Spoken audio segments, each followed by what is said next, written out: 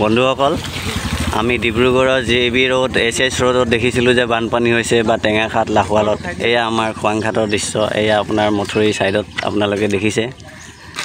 বিশেষকৈ আমাৰ সেইটো বগা ঘৰটো দেখিছে এইটো আমাৰ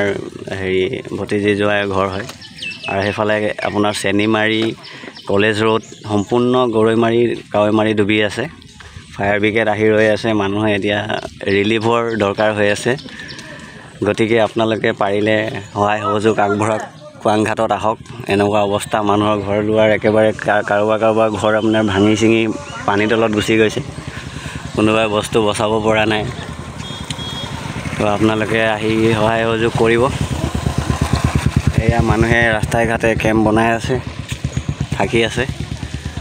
বৰ দুখৰ বিষয় এয়া চাওক মানুহজন ডুবি পেলাই কেনেকৈ আহিছে সেয়া আপোনালোকে দেখিছে মই অলপ জুম কৰি দেখুৱাই দিছোঁ সেয়া কিমান সাংঘাতিক পানী হৈছে চব গৰু ছাগলী জীয়াই ৰাখিবলৈ কষ্ট হৈছে মানুহ জীয়াই ৰাখিবলৈ কষ্ট হৈছে এতিয়া তো খোৱাংঘাটৰ অৱস্থা এয়া নৈৰ ইপাৰে তো আপোনালোকে যিমান পাৰে ভিডিঅ'টো শ্বেয়াৰ কৰক যাতে চৰকাৰৰ ওচৰলৈ যায় আৰু সহায় সহযোগিতা আহি তেওঁলোকে পায় তাকে আৰু ভিডিঅ'টো বৰ বেছি দীঘল নকৰোঁ সম্পূৰ্ণ ডুবি আছে সিটো চাইডে খোৱাঙৰ মথুৰী এইটো চাইডে আপোনালোকে যিমান পাৰে শ্বেয়াৰ কৰিব ধন্যবাদ